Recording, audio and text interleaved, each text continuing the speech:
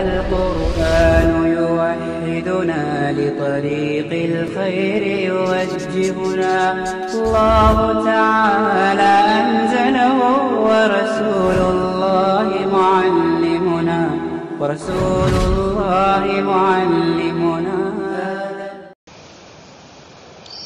بسم الله الرحمن الرحيم الحمد لله رب العالمين والعاقبة للمتقين والصلاة والسلام على أشرف الأنبياء والمرسلين نبينا محمد وعلى آله وأصحابه أجمعين أما بعد.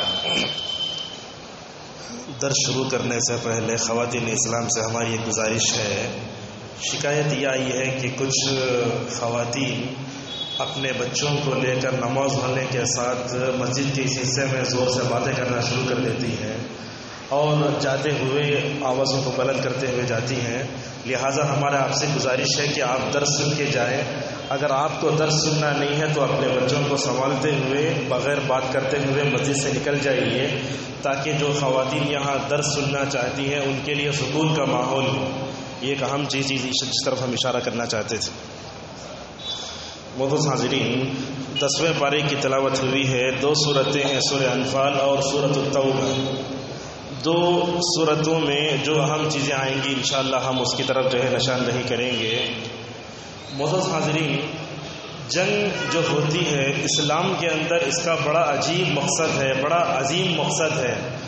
لوگ جب جنگ کی بات کرتے ہیں تو کیا سمجھتے ہیں، اور دنیا کے سامنے اسلام میں جنگ کا اور لڑائی کا جو تصور ہے اس کو دیکھ کر لوگ یہ کہنا شروع کر دیتے ہیں کہ اسلام نعوذ باللہ ٹیررسٹ کا مذہب ہے. تو یہ جنگ کا کیا تصور ہے اسلام کے اندر ہم آپ کو بتاتے ہیں. جنگ ایسے ہی شروع نہیں ہو جاتی. جنگ کا مقصد کیا ہے؟ کفار اور مسلمانوں کے درمیان لڑائی ہوتی ہے. لڑائی کب ہوتی ہے؟ اس لڑائی سے پہلے کئی اسٹیجز ہیں. کیسے؟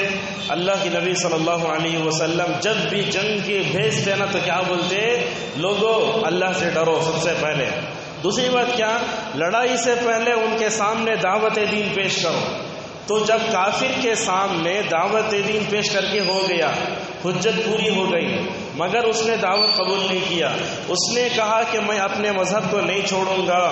اس کے بعد دوسرا اسٹیج اس کے سامنے یہ آتا ہے کہ اگر تمہیں مسلمانوں کی حکومت میں رہنا ہے تو ٹیکس دے کر رہنا پڑے گا. یہ سب اسٹیجز سے گزرنے کے بعد جنگ کا وہ اسٹیج آتا ہے. تو لہٰذا یہ جہاد کا بڑا پاکیزہ تصور ہے اسلام کے اندر. تو اللہ کے نبی صلی اللہ علیہ وسلم نے پہلی جو جنگ کی تھی یہ بدر کی جنگ ہے. اور معلوم ہے ایک اصطلاح ہے مال غنیمت. مال غنیمت کس کو بولتے ہیں؟ جنگ ہوئی کافروں اور مسلمانوں کے درمیان میں، تو کافر ہار گئے، مسلمان جیت گئے، تو کیا ہوگا؟ کافروں کا پورا مال مسلمانوں کا ہے. اسے بولتے ہیں مال غنیمت.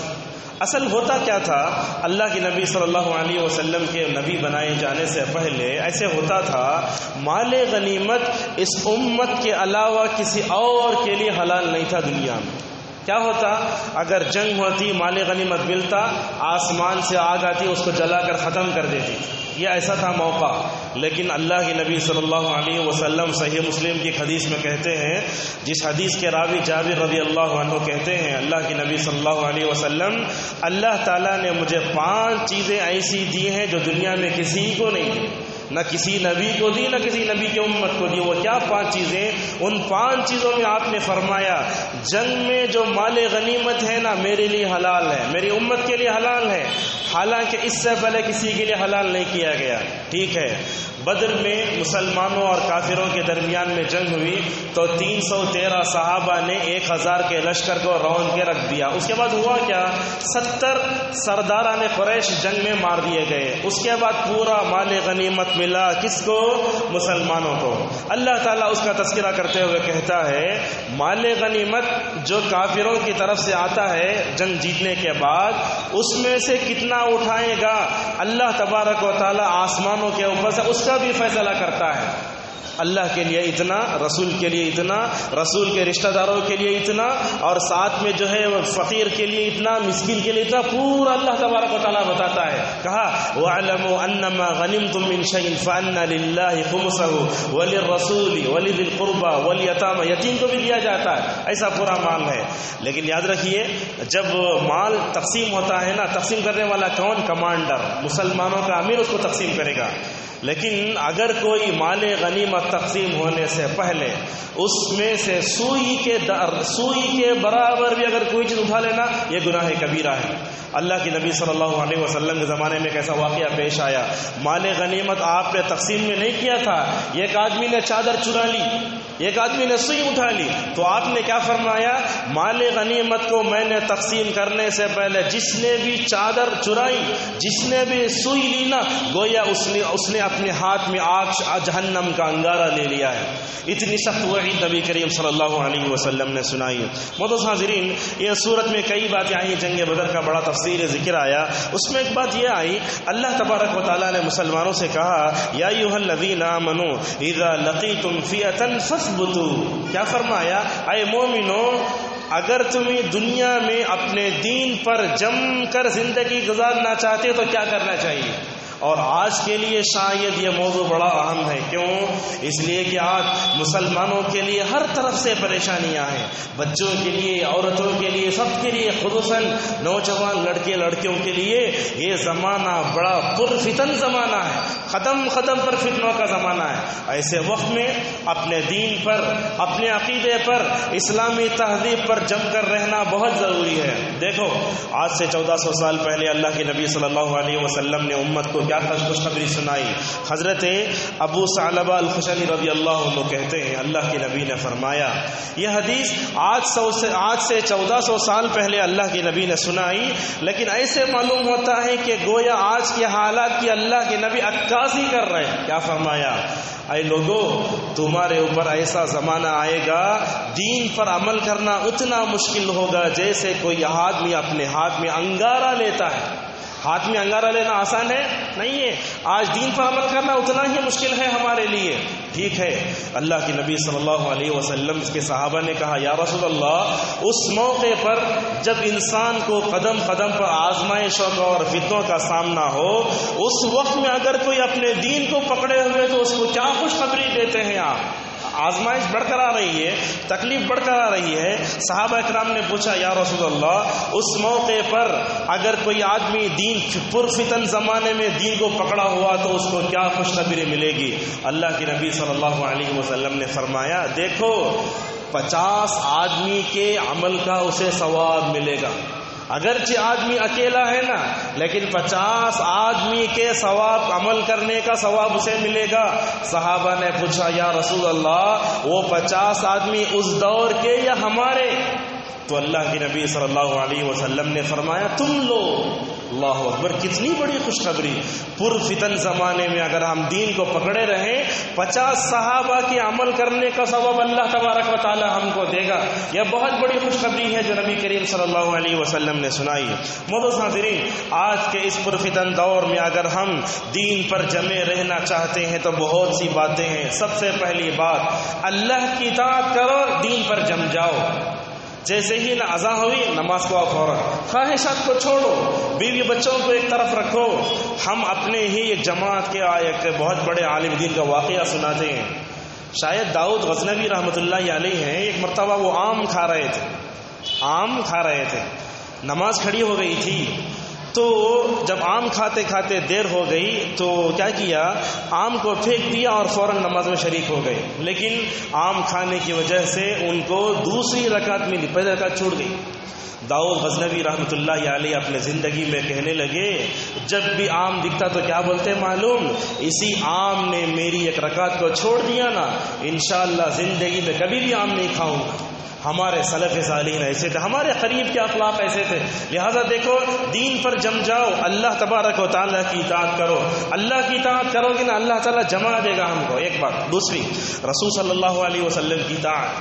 اللہ کے نبی صلی اللہ علیہ وسلم کی اطاعت کا مطلب خالی زبان سے بولنا نہیں، اپنے زندگی میں کر کے دکھانا ہے. اللہ کے نبی نے یہ موقع پر یہ کیا، یہ کیا، یہ کیا. اللہ کے نبی کی حقیقی معنی میں اطاعت کرو گے نا امت جم جائے گی. آج کیا ہو رہا ہے؟ وہ اللہ کے نبی صلی اللہ علیہ وسلم کی اطاعت کے بجائے پتہ نہیں کس کس کے لوگ راستے پر چل رہے ہیں، جس کی وجہ سے امت ایک چیز پر جم نہیں پا رہی ہے.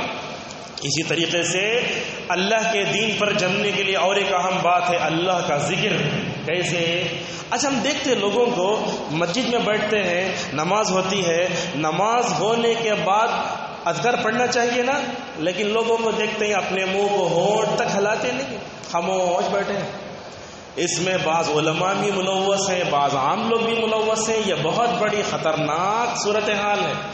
آپ اللہ کو یاد نہیں کریں تو کس کو یاد کریں گے؟ گانے گا کر اپنے ہونٹ ہلائیں گے؟ اللہ کو یاد کرو، اپنے ہونٹوں کو ہلاؤ. اللہ کیا فرماتا ہے؟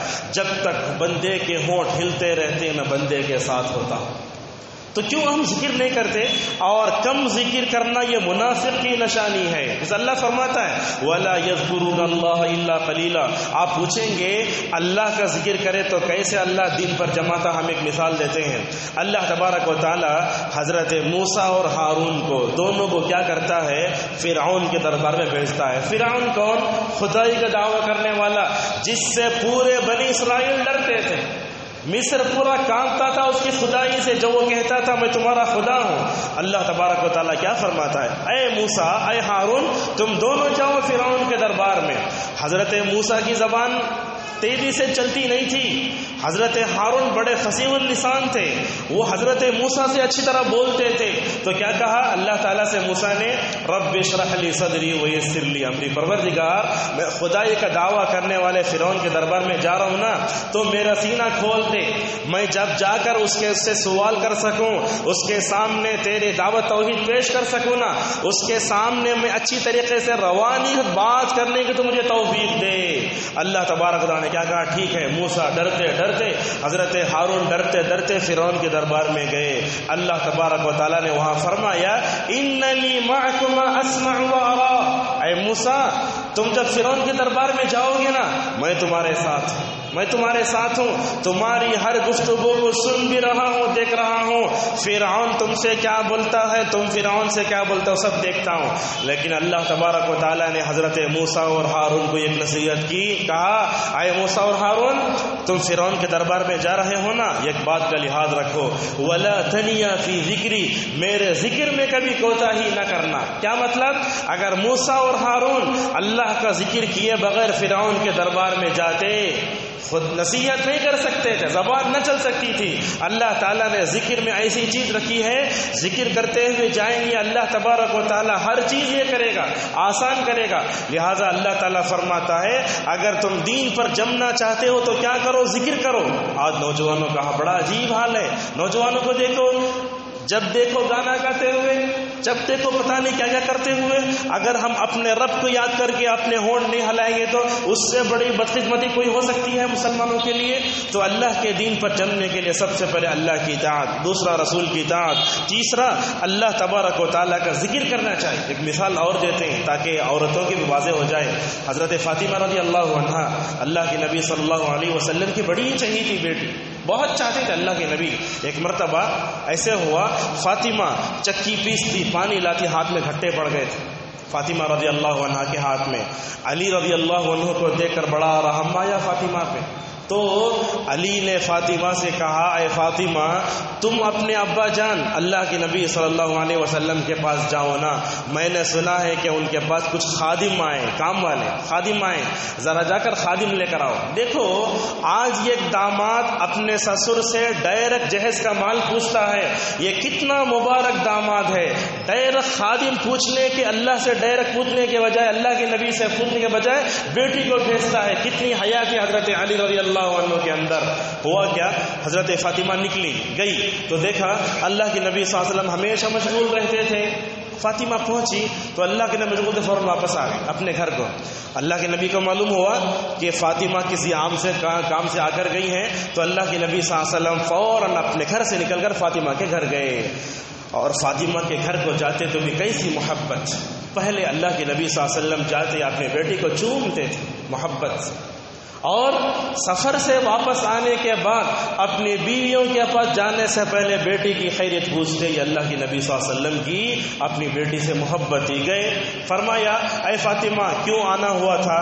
تو کہا یا رسول اللہ مجھے معلوم ہوا کہ آپ کے گھر میں کچھ کام والے آئے ہیں, خادم آئے ہیں, میرے ہاتھ میں جو ہے گھٹے پڑ گئے کام کر کر کے, چکی پیس کے. اللہ کے نبی صلی اللہ علیہ وسلم اگر عام آدمی کی طرح کوئی سسر ہوتے نا تو آج کے دور میں کیا بولتے معلوم داماد سے, میرے بیٹی کو تم نوکرانی سمجھے, نعوذ باللہ من ذالک. اللہ کے نبی صلی اللہ علیہ وسلم نے ویسے نہیں کہا, بلکہ آپ نے فاطمہ سے کہا فاطمہ بیٹھو.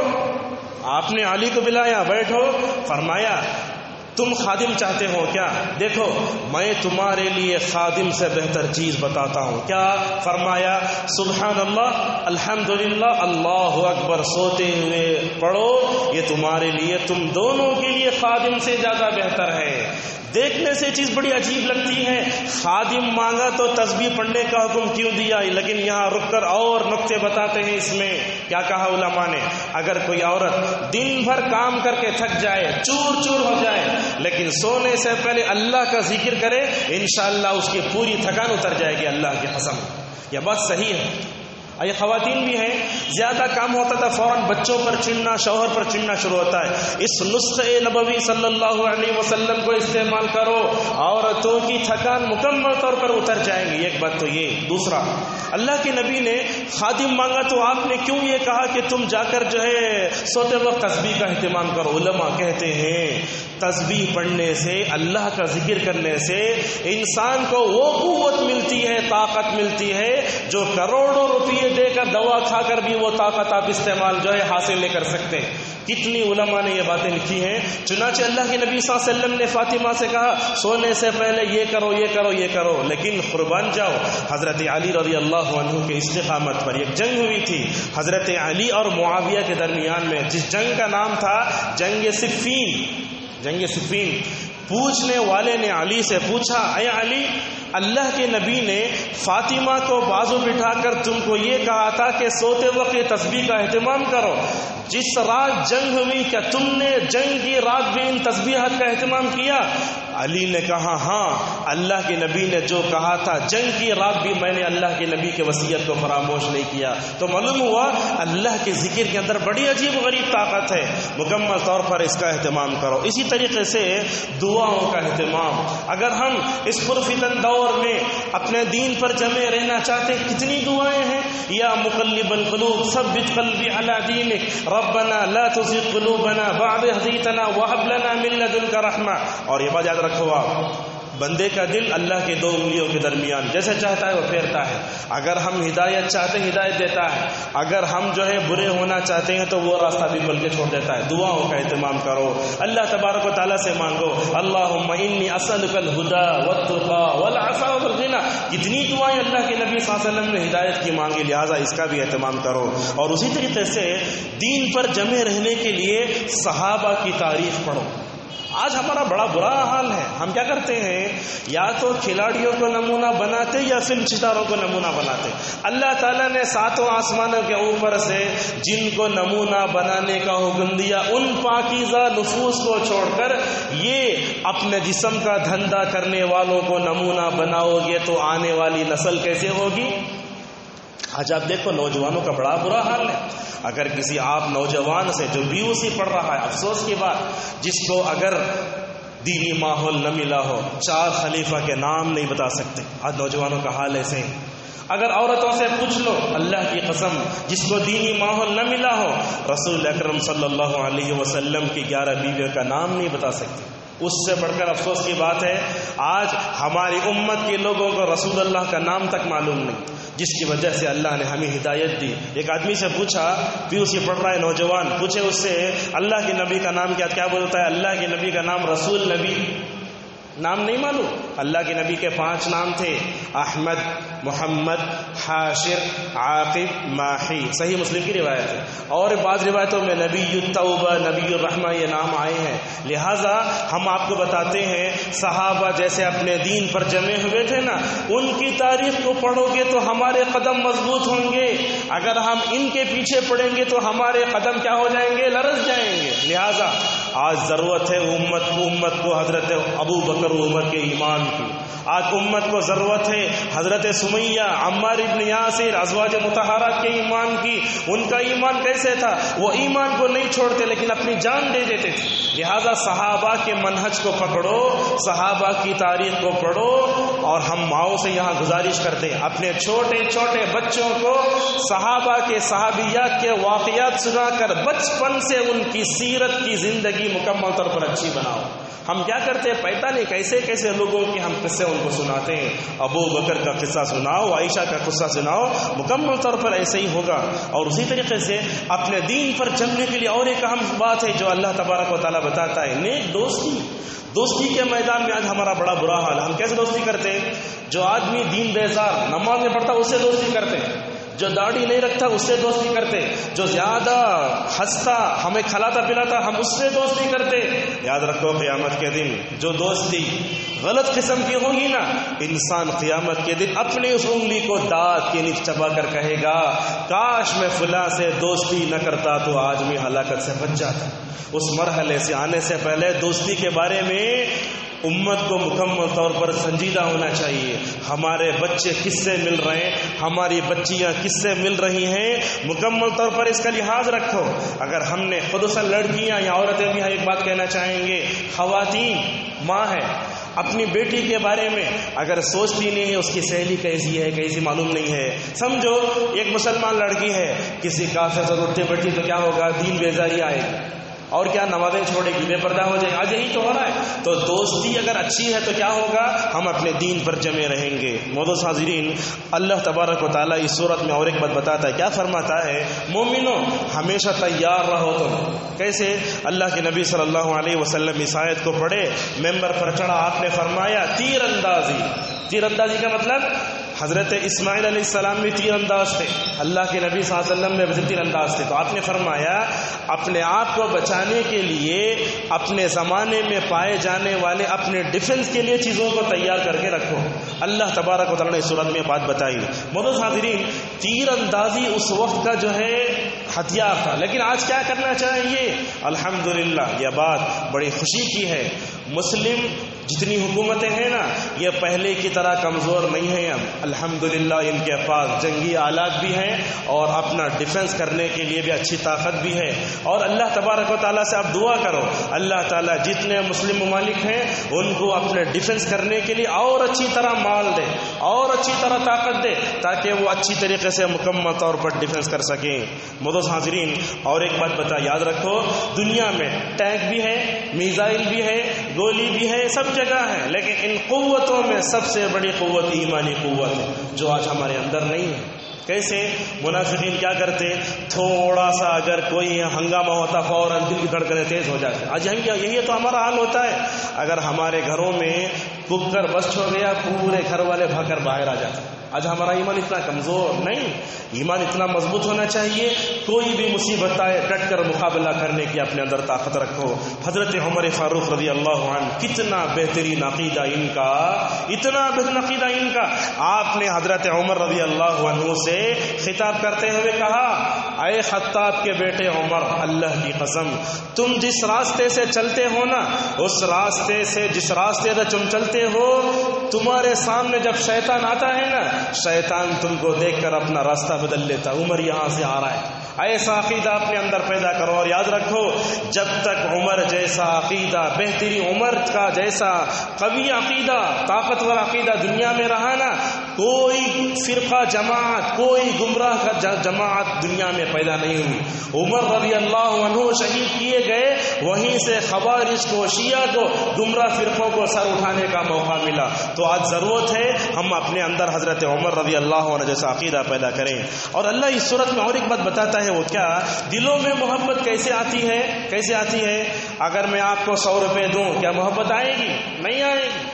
محبت ڈالنے والے ذات اللہ تبارک و تعالیٰ کی. ہم پیسے دے کر، ہم دوستی کر کے، کھانا کھلا کے محبت پیدا نہیں کر سکتے. محبت کیسے آتی ہے؟ آپ صلی اللہ علیہ وسلم نے کئی باتوں کی طرف اشارہ فرمایا، کہا کہ اچھا سلوک کرو، کوئی بھی ہو، ایک مسلمان بھائی دوسرے مسلمان بھائی، اچھا سلوک کرو. آپ سے آ کر ایک آدمی پوچھتا ہے یہ راستہ کہاں جاتا ہے، اچھی طریقے سے سمجھاؤ، محبت پیدا ہوگی. وہ کیا کہے گا؟ آپ کے حسن سلوک سے متاثر ہو کر کہے گا آپ کا کانٹیکٹ نمبر دو نا. یہاں تک پہنچنے میں انسان کو بڑی تکلیف ہوتی ہے. لہذا اپنے اچھے اخلاق پیدا کریں گے، کیا ہوگا؟ محبت پیدا ہوگی. اسی طریقے سے اور ایک بات یاد رکھیے، دلوں میں محبت کیسے پیدا ہوتی ہے؟ تکبر رہا تو ہرگز پیدا نہیں ہوگی. انسان تواضع، عاجزی، انکساری کے رہے گا نا، پوری مخلوق آئے گی. اگر آپ کے اندر تکبر رہے گا، یاد رکھو ہمیشہ اکیلے رہیں گے. تواضع، عاجزی، انکساری، چاہے وہ عالم دین ہو یا کوئی بھی ہو، دنیا میں بڑا ذمہ دار ہی کیوں نہ ہو، اس کو جھک کر رہنا چاہیے. کتنی اچھی مثال دی علماء نے. دیکھو ایک درخت ہے، اس میں پھل لگتے ہیں تو کیا وہ تکبر کرتا ہے؟ نہیں، وہ جھک جاتا ہے. اسی طریقے سے ہر بندے مومن کو جھک کر رہنا چاہیے، تو کبھی تکبر نہیں کرنا چاہیے. ایک بات بتاتے ہیں علامہ ابن القیم رحمۃ اللہ علیہ، جس کسی کے اندر 3 برائیاں آ گئے نا، ساری برائیاں آ جائیں گی. وہ کیا کیا؟ تکبر، حرص، حسد. اگر تکبر آ گیا، دنیا کی حرص آ گئی، حسد آ گیا، پوری برائیاں اس کے اندر آ جائیں. تکبر سے اپنے آپ کو بچاؤ. یہی وہ تکبر ہے جس کی وجہ سے شیطان اللہ تبارک و تعالیٰ کے دربار سے نکال دیا گیا. کتنی اچھی بات بتائی حسن بصری رحمۃ اللہ علیہ نے. جو بھی انسان دنیا میں تکبر کرتا ہے نا، یہ جملہ سن لو، انشاءاللہ ہمارے اندر تکبر چلا جائے گا. کیا کہتے ہیں حسن بصری رحمۃ اللہ علیہ؟ مجھے بڑا تعجب ہوتا ہے آدم کے بیٹوں پر کیسے تکبر کرتا ہے وہ. یہاں تک تو عام بات ہے، لیکن اس کے بعد جو بولتے ہیں وہ تو آب زر سے لکھنے کے لائق ہے. کیا کہتے ہیں؟ مجھے آدم کے بیٹوں پر بڑا تعجب ہوتا ہے، وہ ایک دن میں 1 سے زائد مرتبہ اپنی پیٹ سے نکلنے والی غلاظت کو صاف کرتا ہے. ہم پیشاب بھی صاف کرتے ہیں، پیخانہ بھی دھوتے ہیں. یاد رکھو ہمارے پیٹوں میں غلاظت ہے، ہمارے پیٹوں میں پیشاب اور پیخانہ ہے. جب وہ نکلتا ہے تو ہم دھوتے ہیں.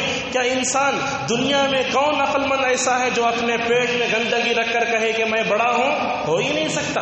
لہٰذا یہ تکبر بڑی خطرناک چیز ہے. اور یاد رکھو جس کے اندر بھی تکبر ہوگا نا، وہ جنت میں نہیں جائے گا. آپ نے فرمایا قیامت کے دن تکبر کرنے والے ذرات کی شکل میں آئیں گے، کیڑے پتنگوں کی شکل میں آئیں گے. لہٰذا ایمان جس کے اندر صحیح ہے اس کے اندر عاجزی انکساری آتی ہے. اچھا ٹھیک ہے، تکبر یہ کیوں پیدا ہوتا ہے؟ اللہ تعالیٰ کی کبریائی کو قبول نہ کرنے کی وجہ سے. اگر ہم نے اپنی زندگی میں اللہ کو بڑا مان لیا نا، کبھی زندگی میں تکبر نہیں کریں گے. ہم نے چونکہ اللہ کو بڑا نہیں مانا اس لیے ہمیں تکبر آتا ہے. عورتوں کو اپنے حسن پر بڑا تکبر آتا ہے، عالم کو اپنے علم پر آتا ہے، بزنس مین کو اپنی بزنس مین پر آتا ہے، اگر کوئی خوبصورت ہے اپنی خوبصورتی پر آتا ہے. یاد رکھو تکبر ہرگز نہیں کرنا چاہیے. یہ ایسی آفت ہے جو انسان کے علم کو جو ہے لے کر ڈوب جاتی ہے. تکبر ہرگز مت کرو. اسی لیے اللہ نے فرمایا تکبر سے مت چلو، زمین پہ نرمی سے چلو. اللہ کے بندے زمین پر نرمی سے چلتے ہیں. تو فرمایا اگر میرے اور آپ کے اندر عاجزی ہوگی تو کیا ہوگی؟ سب آ کر میرے پاس ملیں گے. لیکن ہمارے پاس کیا ہوتا ہے؟ اگر آگے بڑا ہو گیا تو تکبر سے چلنے لگتا ہے، وہ اپنے آپ کو بڑا سمجھتا ہے. رکھو تکبر کرنے والا ہمیشہ اکیلا، کوئی نہیں آئے گا اس ساتھ. انکساری کے ساتھ رہو. دیکھو آپ کے اوپر لوگ ویسے ٹوٹ پڑیں گے جیسے چراغ کے اوپر پروانے ٹوٹ پڑتے ہیں، ایسے ہی ٹوٹ پڑیں گے. لہٰذا میرے اور آپ کے اندر عاجزی ہوگی نا، ہر ایک آدمی آ کر مجھے ملے گا، بات کرے گا، سب کرے گا.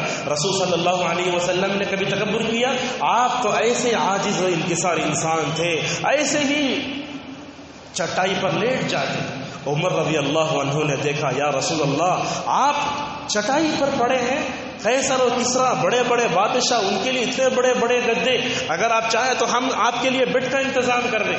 اللہ کے نبی کے جسم پر چٹائی کے نشانات. اس موقع پر اللہ کے نبی صلی اللہ علیہ وسلم نے عمر سے کہا، عمر بڑے سخت دل تھے، ایمان لانے کے بعد دل بڑا نرم ہو گیا تھا. آپ نے ان سے کیا فرمایا؟ اے عمر، کیا تم اس بات کے لیے راضی نہیں ہو اللہ تعالیٰ کافروں کو دنیا میں سب دے دے لیکن اللہ تعالیٰ ہم کو آخرت میں دے؟ یہ جملہ سننا تھا حضرت عمر فاروق رضی اللہ عنہ کے آنکھوں میں آنسو آ گئے. لہٰذا اللہ کے نبی اتنے اونچے رہنے کے باوجود کبھی آپ تکبر نہیں کرتے تھے، کبھی بل اپنے گھر میں بچوں کی طرح رہا کرتے تھے. لہٰذا اپنے اندر عاجزی انکساری پیدا کرو. اسی طریقے سے معزز حاضرین، مسلمانوں میں محبت کیسے پیدا ہوتی ہے؟ اللہ کے رسول نے جو آپس میں حقوق بتائے نا، ان حقوق کو پورا کرو. اگر وہ بیمار ہو جائے عیادت کرنے جاؤ، اگر وہ دعوت دے تو دعوت کو قبول کرو، سلام کرے تو جواب دو، مر جائے تو نماز جنازہ میں جاؤ. کتنے حقوق اللہ کے نبی صلی اللہ علیہ وسلم نے بتائے. اگر ان حقوق کو ادا کریں گے مسلمانوں میں کیا ہوگی؟ محبت پیدا ہوگی. اسی طریقے سے آپ نے فرمایا سلام کو عام کرو. آج کا یہ زمانہ ویسٹرن کلچر کا، good morning, good afternoon, good evening, good night, اس طرح کی چیزیں آئیں تو کیا ہوا؟ ہمارے اندر سے محبت کا خاتمہ ہوا. اللہ کے نبی نے فرمایا اگر تم آپس میں سلام کو عام کرو گے نا، اللہ تعالیٰ تمہارے درمیان میں محبت کو عام کرے گا. لیکن یہ بات یاد رکھو، قیامت کے قریب میں اللہ کے نبی نے ایک نشانی بتائی. کیا ہوگا؟ لوگ خاص لوگ کو سلام کریں گے. میرا ان سے کام، ان کو سلام کروں گا اس لیے کہ انہوں مجھے تنخواہ دیتے، دوسروں کو سلام نہیں کروں گا. نہیں، آپ نے فرمایا جو جس کو تم جانتے ہو نہ جانتے ہو سلام کرو. ہم کیا ہوتا ہے، سلام کرنے سے پہلے گھورتے ہیں، لیکن سلام کرو تو کیا ہوگا؟ گھورنے سے جو دلوں میں وحشت پیدا اس کا خاتمہ ہو جائے گا. لہذا یہ سلام محبت کو عام کرنے کا ایک بہت بڑا ذریعہ ہے. اسی طریقے سے مسلمان بیمار ہو جائے تو اس کی عیادت کرو. ایک آدمی مسلمان عیادت کرنے جاتا ہے تو فرشتے آسمان سے کیا کہتے معلوم ہے؟ اے بندے تو اچھا رہ، تیرا چلنا اچھا ہے، تو نے جنت میں اپنا گھر بنا لیا ہے. آج عیادت جیسی سنت ہمارے اسٹڈی اور سماج سے کیا ہو گئی؟ ختم ہو گئی. کوئی بڑا آدمی اگر جو ہے بیمار ہوتا ہم اسے دیکھ رہے، اس لیے کہ وہ ہمارا محسن ہے. دیکھو جھوپڑی میں رہے کہیں بھی رہے، کوئی بھی آدمی ہو نا، عیادت کرنے جاؤ، قربان جاؤ نبی کریم صلی اللہ علیہ وسلم کے اسوے پر. آپ تو یہودی غلام کی بھی عیادت کرنے جاتے تھے. گئے، جا کر بیٹھے، باپ سامنے ہے، آپ نے یہودی بچے سے کہا مسلمان ہو جاؤ. وہ بچہ اپنے باپ کی طرف دیکھنے لگا. باپ نے کہا جب اللہ کے نبی بولتے تو مسلمان ہو جاؤ، فوراً مسلمان ہو گیا. الحمدللہ. دیکھو بیمار ہے، مرنے سے پہلے اللہ تبارک و تعالیٰ نے ہدایت دی. اللہ کے نبی کا دل کتنا خوش ہوا ہوگا. آپ صلی اللہ علیہ وسلم یہودی بچہ مسلمان ہوا نا، اتنا خوش ہو گئے. نکلتے ہوئے آپ نے فرمایا تمام تعریفیں اس ذات کے لیے ہیں جس اللہ نے میرے وجہ سے اس بچے کو نار جہنم سے بچا دیا. یہ عیادت، یہ چھوٹی ہوئی سنت ہے، اس کو مکمل طور پر اپناؤ. اسی طریقے سے نرم گفتگو، کسی بھی مسلک کا تعلق رکھنے والا انسان ہو، کوئی بھی ہو، نرمی سے بات کرو. اللہ کے نبی صلی اللہ علیہ وسلم یہودیوں سے بھی نرمی سے بات کرتے تھے. اگر ہم نے نرمی سے بجائے سخت انداز سے بات کی، بنتا ہوا کام بھی بگڑے گا. اسی طریقے سے مکمل ہدیے تو گفٹ، ہم کیا کرتے؟ خالی لینا جانتے، دیتے نہیں. اللہ کے نبی صلی اللہ علیہ وسلم کیا کرتے ہیں؟ ہدیے لے کر اس کا ثواب بھی دیتے تھے. لہٰذا اگر کوئی افطار کے موقع پر، سحری کے موقع پر کچھ بھی لا کر دینا، خالی پلیٹ مت دو، پلیٹ میں کچھ بھر کے دو. آپ کے پاس جتنی طاقت ہے اتنا بھر کے دو. یہ کیا کرتی ہے؟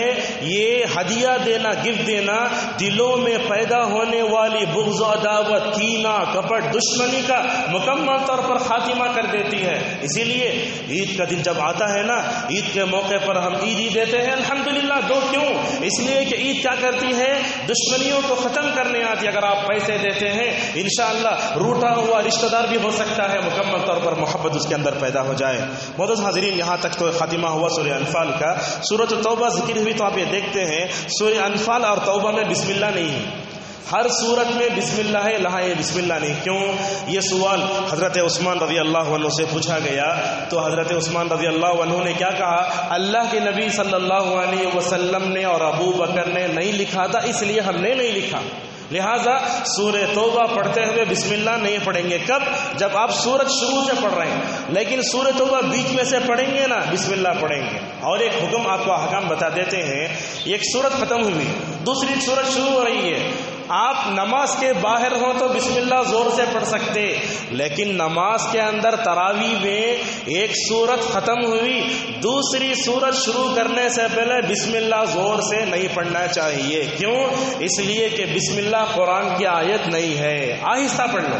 اسی لیے آپ دیکھیں گے حرم کی اماموں کو بسم اللہ الرحمن الرحیم اتنا آہستہ پڑھ لیتے، اتنا آہستہ پڑھ لو، زور سے مت پڑھو، ایسا رہو کہ کوئی بھی آدمی ہماری جو ہے چیزوں پر کوئی اعتراض نہ کرے۔ سورہ توبہ، اس میں اللہ تبارک و تعالی توبے کا ذکر کیا۔ اس توبے کے بارے میں، اس واقعے کے بارے میں حضرت عبداللہ ابن عباس رضی اللہ عنہ کہتے ہیں یہ سورت اتری منافقین کا جتنا راز تھا سارا کھل کے آ گیا۔ یہ سورت اتری تو اللہ کے نبی صلی اللہ علیہ وسلم نے علی سے، اے علی جاؤ مکے کے پاس کعبۃ اللہ کے پاس کھڑے ہو کر اعلان کرو۔ کیا اعلان کرنا؟ کہا یہ سورت میں تمہارے سامنے پڑھ کر سناتا ہوں۔ فرمایا آج کے بعد 9 ہجری، آج کے بعد کوئی بھی مکے میں داخل نہیں ہونا، کافر، اعلان۔ اور اس کے بعد آج کے بعد کوئی بھی ننگا طواف بھی نہیں کرے گا۔ حضرت علی رضی اللہ عنہ نے وہاں کھڑے ہو کر اعلان فرمایا، اور اسی سال سے کعبۃ اللہ کے اندر سے، مکے کے اندر سے جو ہے کافروں کو داخلہ منع کر دیا۔ اس لیے آپ دیکھیں گے جدہ سے آؤ، طائف سے آؤ، کہیں سے بھی آؤ، وہاں مکے کے اطراف میں چیک پوائنٹ بہت ہیں۔ اور سعودی عرب نے کیا کیا ہے، مسلمانوں کو جو اقامہ دیا ہے وہ گرین ہے، اور کافروں کو دیا ہے وہ ریڈ ہے۔ دیکھتے ہی سمجھ رہے فوراً گرین ہے تو الو، اگر ریڈ ہے تو فوراً واپس بھیج دیتے۔ تو لہٰذا یہ کعبۃ اللہ ایسی جگہ ہے جہاں کفر شرک جگہ رکھ کے نہیں جا سکتے۔ اور اللہ نے اور ایک بات بتائی آخر میں رہ کر، کیا فرمایا؟ کفر پر رہ کر کوئی بھی کام کرو کوئی فائدہ نہیں۔ کعبۃ اللہ قریش کیا کرتے تھے؟ ہمیں حاجیوں کو پانی پلاتے، ہمیں جو ہے حج میں لوگوں کو خدمت کرتے۔ اللہ بولتا جب تمہارے اندر اللہ پر ایمان نہیں ہے، تم دنیا کے کونے کونے سے آنے والے حاجیوں کو خدمت کرو، خدمت کوئی فائدہ نہیں۔ لہذا معلوم ہوا آدمی کے پاس اگر جو ہے عقیدہ توحید نہیں ہے، وہ مدرسوں کو چندہ دے، یتیم خانے کو فل دے، لیکن ایسا کوئی اعتبار نہیں ہو جب تک کہ اس کا عقیدہ صحیح نہیں ہو جاتا۔ اسی طریقے سے اللہ تعالیٰ اور ایک بات بتائی، فرمایا یاد رکھو اللہ کے نبی صلی اللہ علیہ وسلم کی جو جنگیں ہوئی تقریباً 25-27 جنگیں آپ نے لڑی، لیکن 4 جنگوں میں فرشتے اترے تھے۔ ایک تو بدر ہے، دوسرا احد ہے، تیسرا حنین، اور چوتھا خندق۔ یہ 4 ایسی جنگیں ہیں جس میں فرشتے اترے تھے۔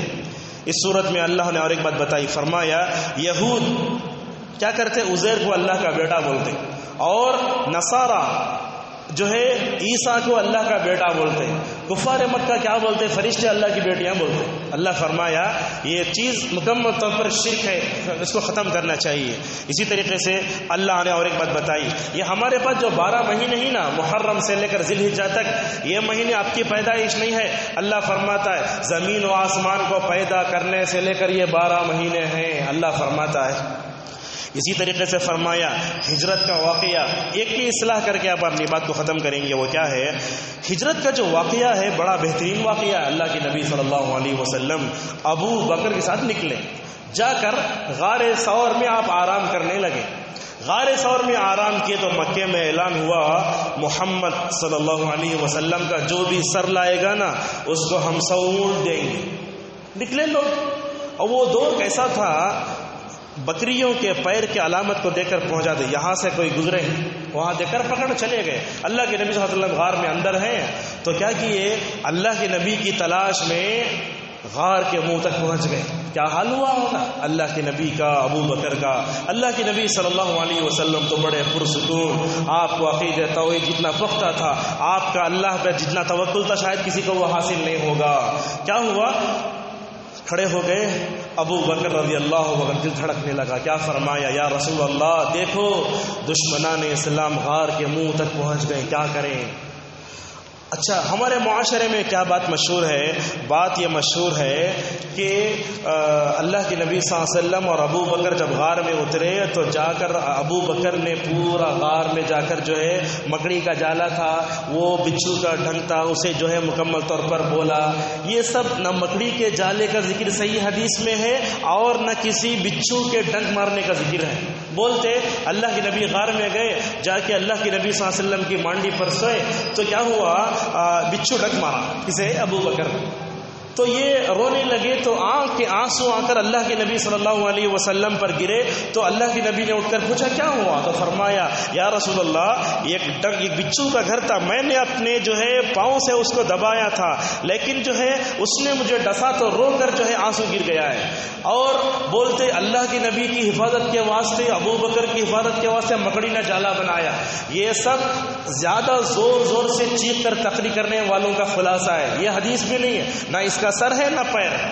جو اس میں مکڑی کا واقعہ بھی صحیح نہیں اور اسی طریقے سے بچھو کے ٹک مارنے کا واقعہ صحیح بھی نہیں. بس اتنا ہے, ابو بکر رضی اللہ عنہ نے دیکھا اللہ کے نبی غار کے منہ کے پاس کھڑے ہو گئے. تو ابو بکر نے کیا کہا, یا رسول اللہ اگر وہ جھکے نا ہم نظر آ جائیں گے, اگر وہ جھکے ہم نظر آ جائیں گے. اس موقع پر نبی کریم صلی اللہ علیہ وسلم نے حضرت ابو بکر کو کتنے بہترین الفاظ میں تسلی دی. فرمایا ابو بکر یہاں سب سے پہلے میں ہوں نا, دوسرے تم ہو نا, تیسرے اللہ کی ذات یہاں موجود ہے. اس ذات کے بارے میں تم کیوں ڈرتے ہو؟ کہا لا تخف, ڈرو مت. جس نے 13 سالہ زندگی میں ہمیں بچا کر رکھا نا وہی ذات تو ہمیں بچا کر رہے گی. اور فرمایا ولا تحزن, غم کرنے کی ضرورت نہیں, ان اللہ معنا, اللہ تبارک و تعالی ہمارے ساتھ ہے. تو معلوم ہوا اللہ تبارک و تعالی نے وہاں سکون اتارا, فرشتوں کو اتارا. اس کے بعد نبی کریم صلی اللہ علیہ وسلم ہجرت کا سفر کر کے آگے گئے. انشاءاللہ کل کے درس میں منافقین کے صفات اور اوصاف ذکر کریں گے, اور ایک بہترین توبے کا واقعہ ہے وہ ذکر کریں گے. اللہ تبارک و تعالیٰ سے ہماری دعا ہے اللہ تبارک و تعالیٰ ہمیں جو کچھ آج ہم نے سنا ہے اس کو اپنے ذہنوں میں رکھ کر دوسروں تک پہنچانے کی توفیق عطا فرمائے. پروردگار اس پرفتن زمانے میں ہمیں اپنے دین پر جمے رہنے کی توفیق نصیب فرما.